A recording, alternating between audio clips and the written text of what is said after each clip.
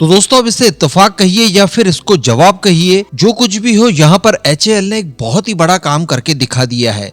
देखिए पिछले कुछ दिनों से लगातार एचएएल को टारगेट पर लिया जा रहा था और टारगेट पर एचएएल को लिए जाने का कारण ये था कि तेजस मार्क 1A की जो डिलीवरी है वो समय पर नहीं हो पा रही है और लगातार इसमें डिलेस होते जा रहे हैं। हालांकि ये बात हम सभी लोग जानते हैं, टारगेट करने वाले भी जानते हैं कि अमेरिका की तरफ से F404 इंजन की डिलीवरी इन्हें नहीं की जा रही है। अगर डिलीवरी समय पर की जाती तो डेफिनेटली अभी तक तेजस मार्क 1A उसी रफ्तार पर बन पाते जिस रफ्तार पर कमिटमेंट किया गया था। लेकिन चूंकि आगे से प्रॉब्लम है, इस वजह से एचएएल भी नर्वस है और एचएएल का पुराना जिस तरह का ट्रैक रिकॉर्ड रहा है उसको देखते हुए कुछ ज्यादा ही टारगेट पर लिया जा रहा था।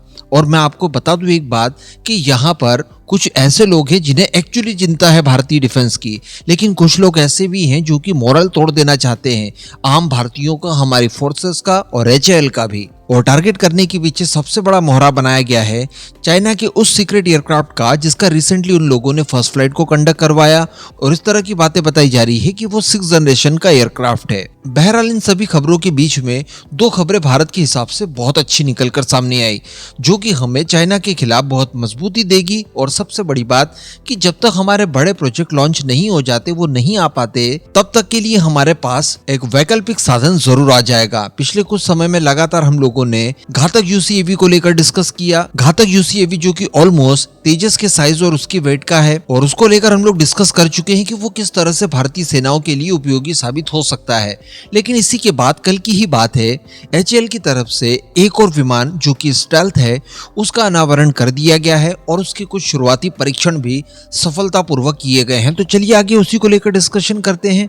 आप बस अपने खुद के इस चैनल को सब्सक्राइब जरूर कर दीजिएगा। तो जैसा कि कैट्स वॉरियर को लेकर हम लोग काफी लंबे समय से बात कर रहे हैं, ये एक स्टेल्थ यूसीएवी होगा और तेजस जो कि इसके लिए मदरशिप का रोल प्ले करेगी, उसके साथ विंगमैन के तौर पर भी ये उपयोग किया जा सकेगा इन फ्यूचर हमारी सेनाओं के लिए। शुरुआत में इसका मॉकअप मॉडल हम लोगों ने देखा था एरो इंडिया 2021 में, उसके बाद इसके अंदर कई सारे परिवर्तन किए गए, उसके बाद भी इसके कई सारे मॉडल्स देखने के लिए मिले, लेकिन अब फाइनली एचएएल द्वारा इसे अनवील कर दिया गया है। ये आप देख पा रहे हैं इस समय अपनी स्क्रीन पर, ये एचएएल के कैट्स वॉरियर का फुल स्केल प्रोटोटाइप है। साथ ही मैं आपको बता दूं कि एचएएल ने न केवल इसे अनवील किया है बल्कि इसका टेस्ट भी किया है। बताया ये जा रहा है कि एचएएल की टीम द्वारा इस प्रोटोटाइप में लगे इंजन का ग्राउंड रन टेस्ट भी करवाया गया है। जी हाँ, यानी इसे एक जगह खड़ा करके इसके अंदर लगा इंजन स्टार्ट किया गया और उसकी टेस्टिंग वगैरह की गई, जो कि 100% सफल साबित हुई। अब आने वाले समय में हम लोग बहुत ही जल्द इसके कई और परीक्षण देख पाएंगे, जिसमें स्लो स्पीड पर, हाई स्पीड पर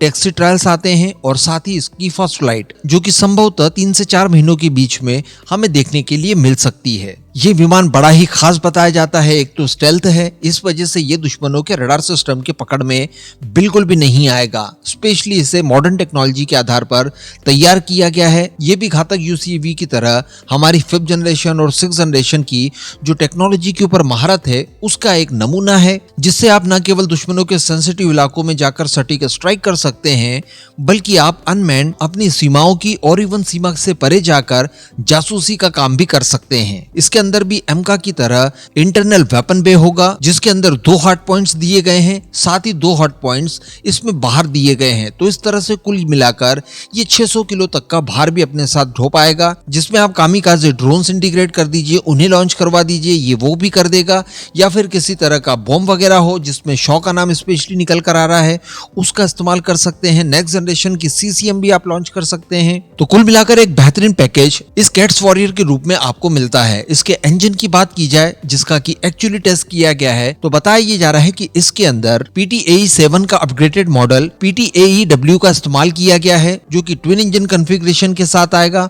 और लगभग 7 किलो न्यूटन का थ्रस्ट इसे देने में सक्षम होगा।